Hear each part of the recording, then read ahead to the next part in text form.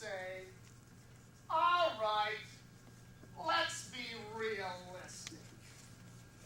Now you know, when you hear that phrase that somebody's about to shoot your dreams full of holes, you know, these people call themselves realists, but they're nothing more than just plain old garden variety pessimists.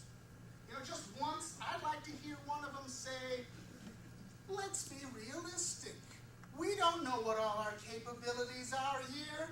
It could be that we have unlimited potential. It could be that anything is possible. And it's in that spirit that I'd like to talk with you folks this afternoon about two people from my sometimes eccentric list of heroes. Well, now, when Harry was in the first part of his life, he was stuck in first gear. Well, that is when he wasn't stuck in reverse. As a teenager, his family lost the family farm. So Harry could not go to college as he had planned. He tried to get into West Point, but his eyesight was too poor. So Harry held a string of jobs. He was a timekeeper for a railroad construction gang. He was a clerk for a couple of different banks. Now, after a few years, and with Harry's help, his family was able to buy another farm. And Harry became what he was truly destined to be, a farmer. At the age of 33, he was still unmarried, he still lived with his family, and he lived on the family farm. Now, in today's more cynical age, someone would probably be quick to label him a loser. Harry was no loser. When the United States entered World War I, Harry volunteered to serve, even though he was exempt from the draft.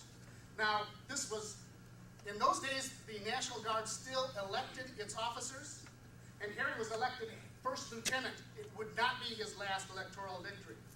He served with distinction throughout World War I, rising to the rank of captain. And after the war, he returned home, married his sweetheart, and opened a men's clothing store. And let me tell you, that store became, well, it became a failure. That's what it became. So now, 1922, age of 38, Harry was out of business, he was broke, he was in debt up to his eyeballs. Yet, in 1945, at the age of 61, this man without a college education, but with a keen native intelligence, without wealth, and he spent years paying off those debts, but a tremendous capacity for hard work. This common man, with an uncommon amount of common sense, this extraordinary, ordinary man named Harry Truman became President of the United States. Now, Julia McWilliams, well, she was quite different than Harry Truman. You see, she was born to a wealthy California family, and money would never be a problem for Julia. And she went to college. In fact, she graduated from Smith College at a time when fewer than 5% of American women graduated college. Now, when the United States entered World War II, Julia also volunteered to serve her country, joining the OSS, a forerunner to what we now call the CIA. You see, Julia wanted to become a spy. Well, they made her a secretary. But it was in the OSS in China that she met her future husband, Paul. Now, she and Paul used to go out to eat a lot because, frankly, Julia wasn't a very good cook. In fact, she always used to kid that Paul married me despite my poor cooking. Well, after the war, they returned to the United States. Paul joined the Foreign Service, and it was at their very first meal in Paris that Paul Child's bride, Julia, yes, Julia Child, had an epiphany. You see, French cuisine was art, and she decided to learn everything she could about it. She enrolled in the famous French cooking school Cordon Bleu. Along with two of her friends, they formed their own informal cooking school, and they started to write a cookbook. Julia was 37 years old. It took 12 long years with Julia testing and retesting each and every recipe to perfection before that cookbook was published in 1961, when Julia was 49 years old, as mastering the art of French cooking.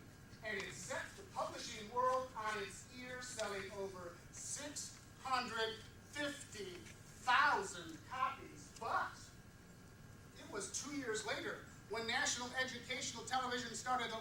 show called The French Chef when Julia became really famous. At age 51, Julia Child was a star. Now, by all rights, Harry Truman should have remained a farmer. Julia Child should have remained a housewife. By all rights, we should never have heard of either one of them, but we did. When they tapped into talents and abilities that no realistic person would have assumed they possessed. So whenever you are stuck, just ready to accept the status quo, when your dreams have been shot full of holes, I want you to think about Harry and Julia. Harry Truman broke and out of business at age 38, and Julia Child just completing her magnum opus at age 49. And let's be realistic.